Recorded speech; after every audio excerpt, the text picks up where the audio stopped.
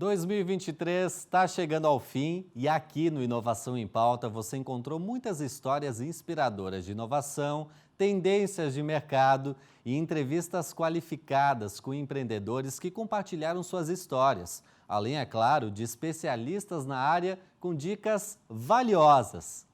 Nós estamos aqui diariamente produzindo conteúdos que vão potencializar a sua empresa. Por isso, nós selecionamos os melhores momentos caso você tenha perdido algum programa. Uma retrospectiva de tudo que rolou por aqui. Aproveite! É hora de inovar para transformar.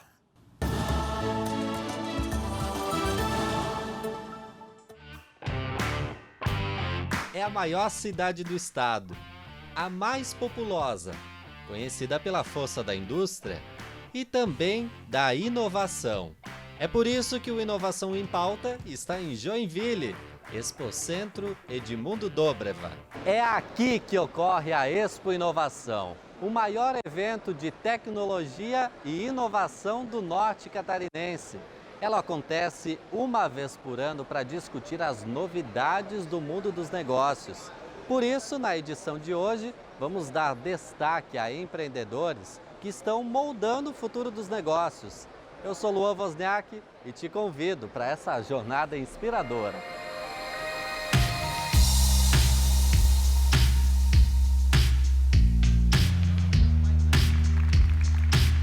Nos 5 palcos simultâneos, muito debate com conteúdo valioso. Cada participante recebe um fone como esse para acompanhar a palestra que for do seu interesse. Afinal, são mais de 80 horas de conteúdo em diferentes áreas de um negócio. É tanto conteúdo qualificado que fica até difícil escolher o mais interessante. Empresários compartilham suas experiências com o público, sabem o quanto um conselho pode fazer a diferença no desenvolvimento. Entender que normalmente os negócios bem-sucedidos não estão fazendo a mesma coisa que faziam no início. É muito comum uma empresa começar a trabalhar com um produto ou um serviço e ao longo da sua existência trocar e ter mais sucesso. Então vou mostrar aqui alguns exemplos divertidos, como a Nintendo, que a gente conhece pelos videogames. Pouca gente sabe que a Nintendo começou fazendo baralhos, Então só para citar aqui um exemplo, mas que são muitos. Então é trazer essa provocação para quem é empreendedor, para quem está à frente de uma empresa, de que às vezes a coisa não está indo bem e que é importante insistir até certo ponto, mas não para sempre. Você pode estar diante de um produto que não tem saída, você pode estar diante de um mercado de alta competição, Então, para crescer o negócio, é importante que você esteja revendo continuamente o que você está fazendo e não ter nenhum melindre ou preocupação em trocar totalmente de negócio. É o que a gente chama ali nas startups de pivotar, começar fazendo uma coisa e depois outra, e numa empresa maior que a gente chama de reinventar. Muitas empresas começaram fazendo um produto, a Nokia, por exemplo, que a gente conhece pelos celulares, começou com uma empresa que fazia papel. E ao longo do tempo viu que aquele negócio não era o melhor e acabou mudando para um outro negócio. Então é sobre isso que a gente vai falar, mais para estimular quem está à frente do negócio, se questionar o tempo inteiro, se o que está fazendo tem futuro. Organizado pelo Sebrae, a Expo Inovação chega à sua 10ª edição e cresce a cada ano. A gente mudou totalmente o modelo, fazendo uma feira e com 5 palcos aí com conteúdos riquíssimos, São mais de 50 expositores e mais de 50 palestras também que estão acontecendo simultaneamente. Mas, como você bem disse, com conteúdos que vão desde marketing, produto, pessoas, gestão. E a gente trouxe até para esse evento uma outra coisa que é falar da cidade de inovação. A Joinville ela tem um processo que ela está trabalhando do desenvolvimento econômico dela, que tem dos seus eixos a inovação, e a gente trouxe o planejamento de desenvolvimento econômico para dentro do evento com uma pauta toda voltada para esses eixos de inovação. Então isso também é inovador como evento, de como a gente está vendo a cidade e de como a gente trabalha o destino desse planejamento estratégico da nossa cidade para a inovação também. E agora o nosso desafio é avançar no planejado. A gente tem planos de ação para cada eixo desse, então a gente continua monitorando, organizando esses grupos para que a gente cumpra o combinado né, dessas entregas que vão culminar com esse desenvolvimento do ecossistema. Então, tem eixos com tarefas muito claras e priorizadas. Cumpriu essas, vamos para as próximas, né? Vamos priorizar de novo e vamos tocar, né? Até porque esse processo de construção inovador e de desenvolvimento da cidade, ele é uma constante, ele não vai parar, né? Porque a gente vai ter toda hora um fato novo e uma outra vertente, um outro eixo para a gente estar desenvolvendo também. Hoje, Joinville é uma das 3 melhores cidades para se empreender no Brasil e a segunda do estado em número de startups. Boa parte das empresas de tecnologia estão localizadas aqui, no Ágora Tech Park, um parque tecnológico localizado em um dos maiores centros industriais da América do Sul, o Perini Business Park.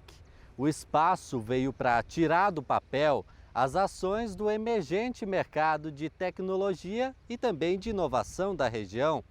Não por menos, é a cidade da inovação. Na Expo Inovação, eu bati um papo muito interessante com o diretor do Ágora Tech Park sobre os avanços que esse espaço trouxe para o ecossistema de inovação local. Até um tempo atrás, a gente tinha Joinville como uma cidade industrial, só aquela imagem. Isso já mudou? Mudou bastante, o industrial não deixa de ser uma história de empreendedorismo também, né? A criação das indústrias lá no passado, empreendedores que desbravaram aquele mundo, mas o Joinville hoje já é um grande polo de software, é referência em startups, realmente mudou bastante, sem abandonar a matriz industrial que tinha. Então acho que esse é um grande ponto positivo que a gente reconhece, que eu pessoalmente reconheço, que a gente não trocou matriz econômica. Pelo contrário, a gente partiu de onde estava, ajudou ela a dar mais passos, mas ao mesmo tempo abriu um novo braço, que é o braço de tecnologia, dessa nova economia, e que com todo esse engajamento está crescendo muito, você tem visto, e está ajudando de novo, não só a região, mas o estado a se projetar mais e mais.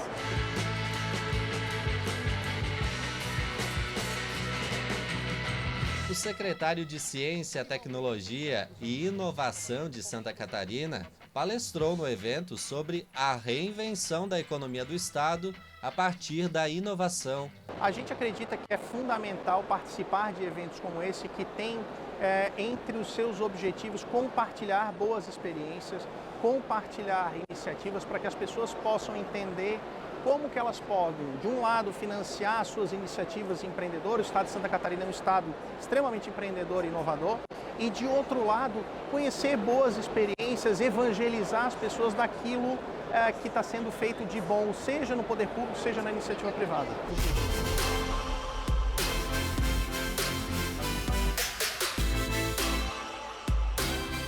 A gente vai para um rápido intervalinho comercial e daqui a pouquinho a gente vai falar com um especialista do Sebrae para entender como a transformação digital está remodelando o varejo.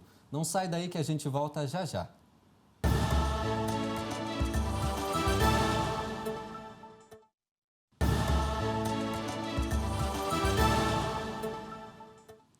Uma startup de Joinville está revolucionando o conceito de mercadinho autônomo. Fundada por João e Vinícius, a empresa desenvolveu uma estrutura única de armário e geladeira, transformando espaços corporativos em verdadeiros mercados autossuficientes. Olha só! Parece um mini mercado como qualquer outro. Alguns refrigeradores com vários produtos para atender o consumidor. Mas essa é uma proposta diferente. Tudo aqui é automatizado. A compra é feita de forma rápida, com comodidade e praticidade. Tudo pelo celular. Ao instalar um aplicativo e se cadastrar, o cliente abre as portas do mini mercado ao ler um QR Code. Os produtos são pagos pela própria ferramenta. Para quem se pergunta, e se o cliente não pagar? Tudo é registrado por câmeras. Esse mini mercado fica dentro do Ágora Tech Park, um parque tecnológico instalado no Perini Business Park, maior parque empresarial multissetorial da América Latina, localizado em Joinville. A 121 Smart Shop já tem várias unidades espalhadas pelo estado e quer expandir ainda mais suas operações. E você, o que achou da ideia?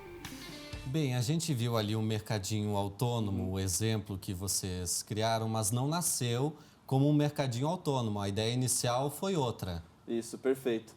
Na verdade, a gente sempre quis trabalhar com a compra autônoma, né? O processo de comprar sozinho, e isso surgiu de uma necessidade intrínseca nossa, né, dos sócios fundadores, de ter uma opção mais fácil, prática e disponível 24 horas por dia a dia.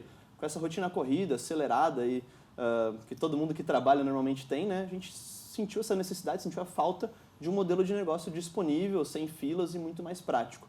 E aí a gente começou a se interessar por esse mundo, né? E começamos a pesquisar as tecnologias, os equipamentos necessários para a gente poder viabilizar alguma coisa nesse sentido. E a gente começou então com a floricultura, né? Lá dentro do Perini Business Park, em Joinville mesmo, a gente fundou a primeira floricultura 100% autônoma do mundo, né? Então, porque todo o processo de compra era autônomo, a gente coletava água da chuva e a energia era via captação solar. Então, toda a estrutura, não só a experiência do usuário, ela funcionava de forma autônoma. E foi muito bacana para a gente testar as tecnologias, né? Então, a gente aproveitou o marketing de Cidade das Flores, testamos as tecnologias e conseguimos aí ver o que era viável ou não para a gente entrar no nosso segmento principal, que era no ramo alimentício. Então, o escopo do modelo de negócio ele surgiu dessa forma, né? Dentro do ambiente controlado também, né, Perfeito. Vinícius? O Perini Business Park, lá em Joinville, é o maior centro empresarial... É o maior condomínio industrial, da América Latina. Então, basicamente, 20% do PIB de Joinville fica dentro do Perini, em média 2% do PIB de Santa Catarina também fica lá. Então, é um parque industrial onde tem controle de acesso, toda a parte de infraestrutura é mapeada, projetada. Então, lá dentro a gente fala que é um ambiente propício para testar novas tecnologias, né? É uma experiência de compra totalmente diferente. Eu, quando estive em Joinville, lá no Perini Business Park, eu conheci o mercadinho autônomo e a primeira pergunta que eu fiz para o João é: como saber se o cliente foi honesto na compra? Porque é tudo pelo celular. Ele vai lá, ele abre as portas por meio de um aplicativo, depois lê o QR Code do produto e faz o pagamento pela própria ferramenta. Como garantir que, de fato, ocorreu o pagamento dessa compra? A gente fez o desenvolvimento desde o zero da tecnologia. Então, hoje, a gente tem sistemas de gerenciamento, desde de dados, nós trabalhamos muito forte com os dados, desde a parte de cobrança, controle. E hoje, com dados, a gente consegue saber se a jornada daquele usuário é suspeita ou não. Hoje, o aplicativo permite a gente saber se a pessoa abriu a porta e não levou nenhum produto, ou se abriu a porta, colocou no carrinho e não pagou, se botou para o carrinho, foi para o pagamento e não clicou em confirmar. Então, são N situações que a gente tem mapeado e consegue identificar, né, com um sistema desenvolvido se aquela jornada é suspeita ou não. Se a gente dedica esforço da equipe para acessar a câmera e conferir se a pessoa levou ou não o produto, né? Inclusive, por nós estarmos dentro de empresas, né, em ambientes corporativos, mitiga muito mais essa questão, essa dúvida que a gente tem de a pessoa levar e não pagar. Dentro da empresa, o índice é extremamente menor, né? Aliás, eu ia questionar isso. Por que a escolha de ambientes corporativos? E nas nossas pesquisas, nos nossos levantamentos, o que o pessoal mais respondia para a gente quanto à necessidade de comprar alguma coisa para consumir era a proximidade com o trabalho. Eu saio de casa e eu passo alguma coisa a caminho de casa, do trabalho ou vice-versa. Então a gente pensou, nossa, o que pode ser o mais próximo possível do trabalho da pessoa? Alguma coisa dentro, né, do ambiente ali, né? O mais próximo possível dela, alguma coisa dentro da empresa que as pessoas trabalham. Então foi onde a gente tomou a decisão de testar para esse lado e hoje o nosso modelo de mercado autônomo é focado para o corporativo, né? Então todas as 20 unidades que a gente tem em Joinville são em empresas ou ambientes corporativos e hoje o nosso modelo de franquia, né, nós estamos expandindo através de franquias, também são todas focadas para ambientes corporativos. E ainda que a escolha pelo mercado autônomo, também houve algumas adaptações. Produtos perecíveis que trabalhava lá no começo, viram que estava dando prejuízo, não estava sendo legal e aí mudaram um pouquinho os rumos. Exatamente. Perfeito. Lá no início, né, a gente trabalhava com produtos muito perecíveis, inclusive frutas e verduras, basicamente, né? Então, chegavam momentos que o pessoal gostava de consumir durante o horário de trabalho aqueles produtos mais snacks, né? Bolachas, chocolates, a parte de bebidas, refrigerados. E a parte de frutas e verduras, apesar de solicitado, né, não tinha uma boa saída. Então, quantas vezes os sócios cansavam de levar fruta e verdura para casa lá para não deixar vencer de fato. Então, a gente foi adaptando o mix de produto de lá para cá. E hoje, com a bagagem que a gente possui, né, de várias empresas e vários setores diferentes, a gente tem tudo mapeado de que o que cada ambiente gosta de consumir. Então, hoje, basicamente, a gente atende indústria, hospital, universidade, escritório, coworking, enfim, N setores diferentes. E a pessoa que frequenta uma indústria é diferente da pessoa que frequenta um escritório, que frequenta um hospital, enfim. Então, a gente veio moldando e a gente sabe que cada um gosta de consumir. Dá para expandir ainda mais? Com toda certeza, né? A gente está só começando, então a One-to-One, ela começou o processo de expansão no início desse ano. A gente saiu de basicamente 3 unidades lá em janeiro, hoje a gente está com 20 unidades próprias em um curto período de tempo. E não é só a mudança de número, né? São 20 inaugurações, 20 empresas diferentes, 20 contratos diferentes, isso de forma própria. E a gente tenta manter a estrutura o mais enxuta possível, porque o conceito de uma startup é tu conseguir escalar e manter os teus custos, né? E a gente conseguiu fazer isso em Joinville. E hoje, no modelo de franquia, a gente passa todo esse treinamento para o nosso franqueado. Para a gente encerrar, que dica que vocês dariam para outros empreendedores? Vocês passaram aí por várias fases de testes, de quebrar cabeça, de não dar certo no início, depois dar certo. Enfim, que dica que vocês dão para os empreendedores que estão acompanhando a gente? Eu sempre falo que tem 2 dicas principais, né? A primeira delas é com relação a conhecimento. É muito mais fácil se empreender numa área que você já tem conhecimento, que você já consegue ter grande experiência com relação ao produto ou ao serviço. Isso facilita muito, né? Você já consegue enxergar necessidades, problemas. Então, foca em resolver o problema de alguma coisa que você já está inserido e já conhece. Isso facilita metade do caminho aí, no mínimo. E o segundo ponto é falhar rápido e testar rápido. Isso a gente tem como uma filosofia muito forte da One-to-One.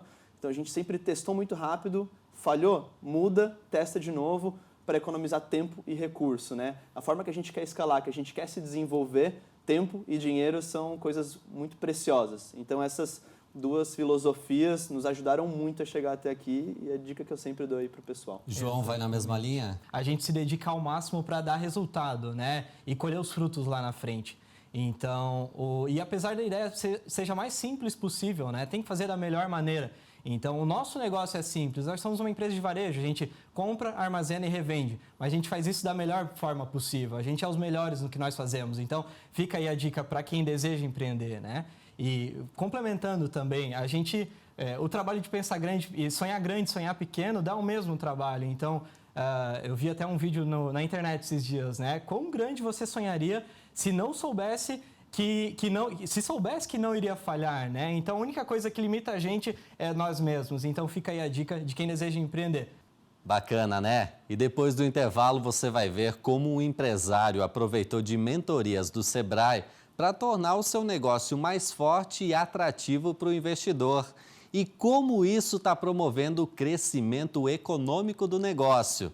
Não sai daí, a gente volta já já.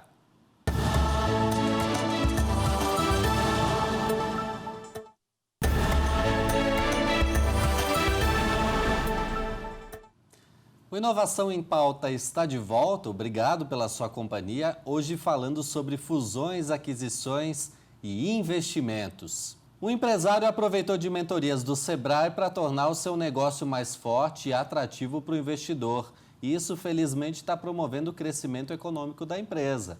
Eu recebo aqui no estúdio o CEO e cofundador da Seller, César Duro. Obrigado pela sua presença, César. Lua, eu que agradeço, é uma honra estar com vocês aqui no Inovação em Pauta. Ter a oportunidade de falar um pouquinho aí sobre a Seller e sobre a trajetória no empreendedorismo é sempre muito bom. Bem, eu quero começar sabendo onde começa essa trajetória no empreendedorismo e também como é que surge a Seller, como é que se deu esse processo. Lua, assim, o que eu sempre gosto de comentar é que o empreendedorismo ele não nasce na abertura do CNPJ, né? Muitas vezes a gente associa as duas coisas, né? Ser empresário é ser empreendedor e essa não é uma verdade absoluta, né? Eu acho que o empreendedorismo, no meu caso, ele nasceu desde o meu primeiro dia de trabalho, né? Então, quando eu comecei como promotor de vendas, né, de uma grande empresa de telecomunicação móvel. E o que me fez ascender na carreira foi justamente tentar fazer diferente, tentar implementar novos modelos, novos processos, né, que eu entendia que ia gerar mais resultados. Então, o que a Sellers ela acaba fazendo? Na minha experiência da indústria, eu identifiquei que a indústria ela tem milhares de produtos, muitas vezes, em milhares de varejistas para qual ela revende. Mas, entretanto, o estímulo ele é mandatório para a execução comercial, ou seja, o vendedor, muitas vezes, ele foca em poucos produtos, porque ele entende que aqueles poucos produtos ele vai dar uma comissão maior para ele, e ele de certa forma, negligencia uma série de outros produtos. Né? Por quê? Por falta de estímulo. Então, o que a Sellers ela faz? Ela integra o sistema das indústrias distribuidores, né? Faz com que a gente possa automatizar uma série de missões de estímulos para os vendedores ofertar novos produtos para os varejistas, né? Fazendo com que as indústrias distribuidoras elas tenham um equilíbrio melhor no mix de produto e que o consumidor acabe tendo mais opções de compra nos supermercados, tendo uma eficiência melhor para o consumo dos lares também. O tema do nosso programa hoje é fusão, aquisição e investimento. Você passou por algumas mentorias, né? 2 especificamente do programa do Sebrae Startup SC. De que forma isso contribuiu nesse contexto, até para a compreensão de que podemos expandir, mas temos alguns pontos que precisamos ajustar. Teve algum chacoalhão ali no começo? Chacoalhão é uma bondade tua. Mas, na verdade, as mentorias que a gente recebeu no Sebrae, né, o nosso mentor, especificamente Rafael Assunção, nos ajudou demais, né, na transformação das Sellers, né, no que se tornou a Sellers. Para você ter uma ideia, Lua, a gente participou 2 vezes do programa Startup SC, em 2019 e 2022. O primeiro chacoalhão foi tão grande que a gente fez uma nova empresa, né, que acabou se aplicando novamente para o programa e acabou sendo aceita em 2022 de novo como um negócio reestruturado. Né? Na primeira mentoria, o Rafael apontou alguns pontos de fragilidade na nossa solução que poderia fazer com que o nosso valor de mercado e o nosso potencial econômico fosse reduzido. Por né? exemplo? Por exemplo, a nossa tecnologia. Né? A nossa tecnologia, à época, ela era uma tecnologia mais antiga e era uma tecnologia que, por consequência, ela acabava se tornando mais cara para manter. E como a tecnologia é mais cara, eu não conseguiria fazer um preço de entrada mais acessível para que eu pudesse atender um mercado de empresas médias, por exemplo. Né? Então, eu só conseguiria...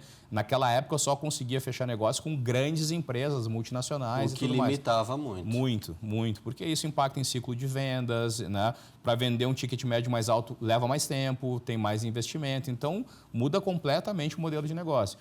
E ali a gente entendeu que, olha, para chegar onde a gente quer, a gente vai precisar redesenhar o produto, redesenhar a tecnologia, para que a gente possa ter acessibilidade para empresas de menor porte, para que eu possa ter condições de cobrar menos e escalar o meu negócio melhor. Né? Então, isso transformou diretamente a Sellers. E aí, nessa primeira fase, já teve alguma etapa de fusão ou de aquisição, algo novo para o teu negócio, ou foi posteriormente?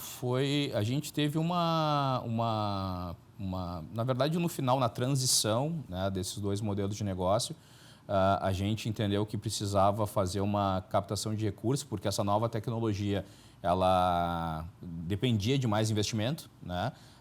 Então, naquele momento, a gente estruturou um modelo de captação anjo, né, de investimento anjo, que possibilitou com que a gente conseguisse fazer essa transformação tecnológica na empresa. Né? Então, ali começou o nosso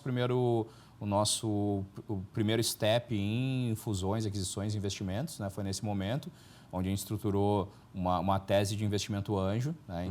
que conseguiu fazer com que a gente financiasse essa transformação, até que nos levasse para o modelo de negócio já consolidado, pronto, né? que já estava validado, com várias ações já prontas, que aí sim nos levou para um mais estruturado, que foi junto com um parceiro estratégico de negócio aqui de Florianópolis, que é a Involves. Isso foi em que ano? A Involves entrou na Sellers no início de 2022. 2022. E como foi esse processo? Legal. Primeiro, assim, eu acho que o investimento, muitas vezes, Luan, ele é visto só do ponto de vista econômico. Né? Quando a gente pensa em investimento, a gente está pensando só no dinheiro. Né? Só que quando a gente está falando de dinheiro aplicado a negócios, não é só o dinheiro. A gente precisa construir também uma relação de interesses estratégicos. Né? Então, por exemplo, a Involves, ela é um parceiro que ela não é um parceiro puramente econômico para sellers. Né? Ele é um parceiro que está no mesmo segmento de atuação, mas com uma solução que é complementar a sellers. Né? A gente explora o mesmo canal, fala com os mesmos clientes. Então, isso fez com que o investimento da Involves fosse um investimento muito mais inteligente para a gente, porque ele não trazia só o recurso financeiro, mas ele abria uma porta de entrada para a gente no mercado, né? Possibilitava um acesso que levaria muitos anos para a gente conseguir construir, que eles já tinham construído ao longo da jornada deles. Então, nos trouxe alguns atalhos do ponto de vista comercial, para que a gente pudesse acessar novos clientes, clientes maiores, com mais facilidade, e também toda a expertise que vem por trás de um sócio como esse, né? Que já trilhou uma jornada no mesmo setor, no mesmo segmento, já passou por muitas dores que a gente, porventura, iria passar, mas que a gente evitou em função da visão que eles trouxeram conjuntamente, né, com o investimento. Você vendeu uma fatia para a Involves. Exato. Qual que é o percentual assim hoje? Hoje, como está o... Né, a gente chama no linguajar de tecnologia o cap table, né, que na verdade é o quadro societário, né, da empresa. Hoje os sócios da Sellers, né, sou eu e mais 4 sócios, né, fundadores, né, nós temos hoje aproximadamente 75% da empresa, né, ainda é de nosso domínio. E entre os investidores anjo e a Involves, a gente tem mais ou menos aproximadamente 25%, né, entre investidores anjo e Involves. Então, basicamente, 25% foi utilizado para alavancagem, estruturação, né, comercial e tudo mais, e fez com que a gente chegasse onde a gente está. Né? César, mas vocês poderiam ter chego nesse ponto sem investimento? Talvez sim, né? Só que aí é uma decisão que o empreendedor tem de compra de tempo. O tempo, ele tem um custo, né? Esse custo é o dinheiro que tu vai aplicar no teu negócio, que vai acelerar e fazer com que tu chegue em lugares que tu levaria muito mais tempo, e aí é uma questão de como tu enxerga isso, né? Você quer levar mais tempo e assumir os riscos de levar mais tempo, ou você quer, né, reduzir o tempo, que também tem os seus riscos, mas acaba também trazendo alguns benefícios. Quais que foram os principais aprendizados dessa união? Olha, são muitos, tá? São muitos. Acho que é difícil de listar aqui, porque, por exemplo, a gente hoje tem uma governança super estruturada, né? Então, a gente tem um conselho consultivo, né, dentro da empresa, que uma das cadeiras desse sócio. Né? A gente teve que estruturar a empresa, a gente teve que passar por um due diligence, né? Ou seja, né, a gente teve que mostrar que estava tudo correto, que a documentação estava tudo em dia, que estava tudo redondo. Então, isso faz com que tu também amadureça em processos de governança. Aliás, passa por isso. Primeiro mostrar a cozinha, como é que está a cozinha. Exatamente isso. Porque uma coisa é o que tu diz, outra coisa é o que tu é. Né? Uma coisa é como eu posso falar para vocês uma série de coisas aqui, mas em algum momento eu vou ter que provar, né, que aquilo era uma verdade. E às vezes, Luan, não é nem por uma questão negativa, mas às vezes tu não te preocupa com alguns pontos que tu deveria te preocupar. E quando tu passa por um processo como esse, tu acaba estruturando muita coisa que talvez tu levaria tempo a estruturar, mas que tu passa a estruturar de uma maneira muito mais consistente. Teu negócio fica muito mais seguro, né? Os investidores, os sócios têm mais segurança com isso, mas o próprio negócio em si, ele fica mais robusto e mais sólido, né? Então, acho que assim, fazendo um resumo mais amplo, seria a consolidação de processos, a consolidação de estrutura, de métricas, de direcionamento, de gestão como um todo. Eu acho que isso tem uma evolução gigante nesse processo. Eu queria entender um pouquinho mais como é que isso auxiliou na estratégia de precificação, porque ao mudar o preço, você também atinge lá o cliente, né? Como é que o teu cliente reagiu a isso? Uhum. Lua, essa pergunta, ela conecta completamente com a mentoria 2, né, que a gente acabou recebendo do Rafael, que foi em relação à oferta de valor, né? Ou seja, eu reduzi o meu custo operacional, reduzi meu custo em função da nova infra, da tecnologia, me permitiu dar acesso, mas não necessariamente quer dizer que eu tenha que agora vender meu produto barato, né? Eu posso reinvestir em outras formas de gerar valor para o meu cliente.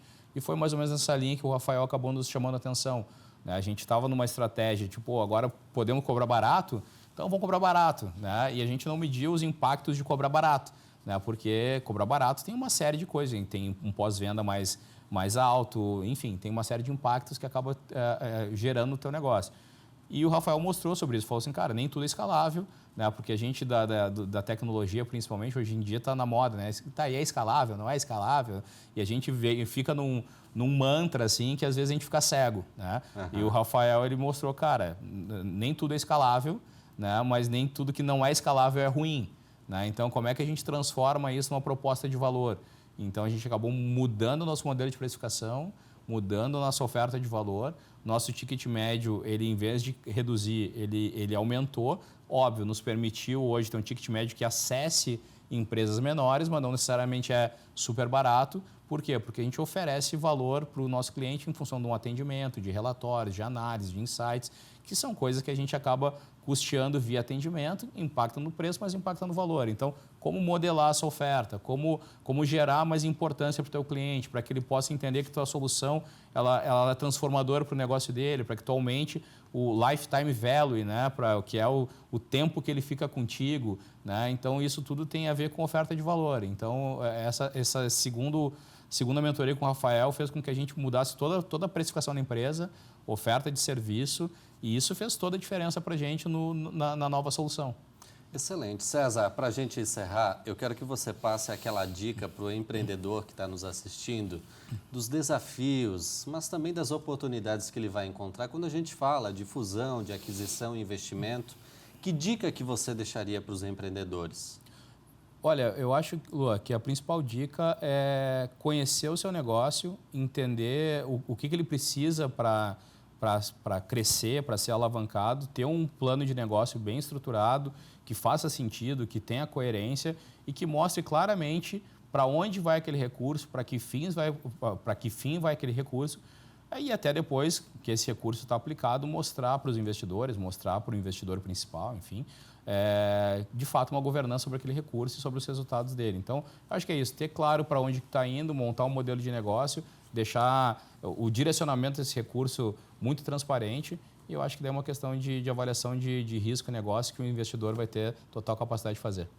Eu conversei com César Duro, CEO e cofundador da Sellers. Obrigado pela sua presença. Eu que agradeço, foi uma honra. Eu te espero no próximo programa. Tchau, tchau.